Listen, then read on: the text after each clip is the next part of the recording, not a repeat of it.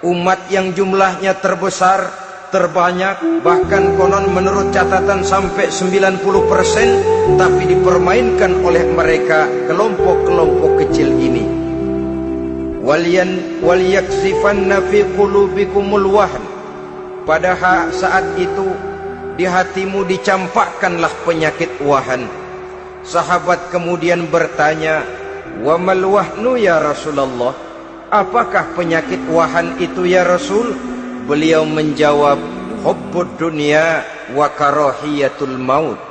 Penyakit wahan itu tidak lain hubbud dunya wa karahiyatul maut. Terlalu cinta kepada dunia dan terlalu takut kepada mati. Materialistis dan takut resiko. Dua penyakit inilah yang menyebabkan walaupun umat ini mayoritas, tapi dipermainkan oleh yang minoritas. Walaupun dia golongan terbesar, tapi nasibnya seperti makanan di atas meja makan. Dari segala macam penjuru mau menghantam dia. Saudara-saudara kaum muslimin yang berbahagia, ini merupakan analisa sosial bahwa pada suatu saat nanti akan terjadi di tengah-tengah umat di mana kita dihantam dan diserbu dari segala macam penjuru. Akidah didangkalkan, peradaban dan kebudayaan dirusak, makanan dan minuman diracuni, pakaian ditelanjangi dan lain sebagainya, sampai kita melepaskan nilai Islam yang kita cintai ini. Kondisi sosial ini satu saat akan datang kepada kita. Demikian analisa dan peringatan dari Rasulullah sallallahu alaihi wasallam. Marilah sekarang kita melihat, adalah benar bahwa di zaman sekarang kita insya Allah tidak akan mengalami perang Badar sehebat yang pernah dialami oleh Rasul dan para sahabatnya. Tetapi sesungguhnya perang yang kita hadapi di zaman sekarang ini tidak kalah hebatnya dengan perang Badar, tidak kurang dahsyatnya dengan perang Uhud, tidak kurang ngerinya dari perang Khandaq. Hanya saja yang kita hadapi sekarang ini bukan ujung pedang, bukan ujung tombak, bukan ujung panah.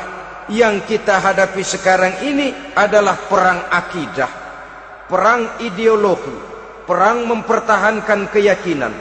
Yang kalau kita kalah sekarang, kita memang masih beragama. Tetapi anak kita, cucu kita, generasi yang akan hidup 5, 10, 20, 30 tahun yang akan datang, wallahu a'lam bissawab. Islam, saudara-saudaraku, tidak mungkin hilang dari dunia. Tetapi tidak mustahil Islam gulung tikar dari desa kita. Tidak mustahil Islam gulung tikar dari kampung dan kota kita, jikalau kita tidak menjaganya, jikalau kita tidak memeliharanya, bahkan jikalau kita tidak mewariskannya kepada anak-anak kita, generasi yang akan datang. Marilah kita mengingat sejenak bagaimana Islam di Spanyol yang pernah jaya, pernah mewarnai daratan Eropa, dan yang sekarang hanya sekedar tinggal ceritanya saja. Ini pernah diperingatkan oleh Rasul dalam satu hadis, sayati ala ummati zamanun la yabqal Islam illa ismun wala minal Quran illa rasmun. Akan datang satu masa di tengah umatku di mana pada masa itu Islam ada tapi hanya tinggal sekedar namanya saja, dan Quran pun ada tapi cuma sekedar tinggal tulisannya saja. Apabila kita tidak mewariskan ini kepada generasi yang akan datang, maka serbuan-serbuan dari berbagai macam penjuru dari hari ke hari semakin kita rasakan kehebatannya. Tidak mustahil sejarah Spanyol akan terjadi di desa kita, akan terjadi di kampung kita, akan terjadi di kota kita. Orang Spanyol kalau mereka cerita kepada anaknya, mereka akan cerita, "Nak, di sini dulu ada masjid." Kapan, Pak? Dulu bener dah. Banyak orang Islam kalau hari Jumat pada sembahyang, kapan itu, Pak? Dulu sekali. Sekarang cuma sekedar tinggal ceritanya saja. Bukankah sesuatu yang sangat tidak mustahil apabila kita tidak menjaga dan mewariskan Islam ini kepada generasi yang akan datang, maka serbuan-serbuan akan membawakan hasil yang diinginkan oleh para penyerbu itu tadi.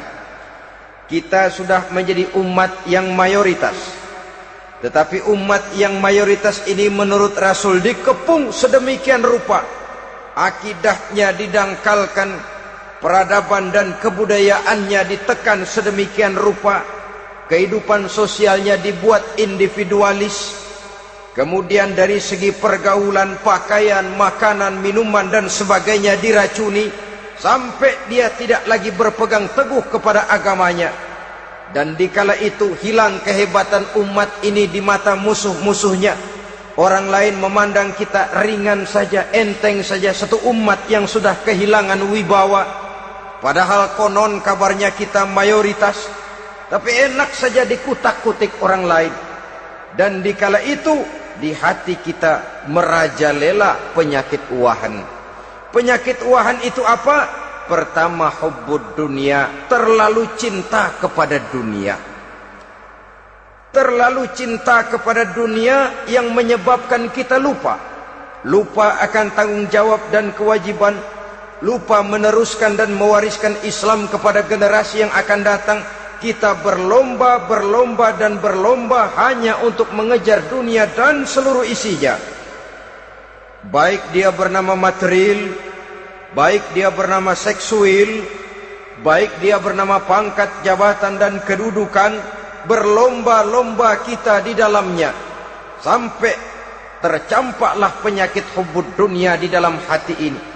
Berurat dan berakar dunia itu, sulit dan berat kita berpisah daripadanya.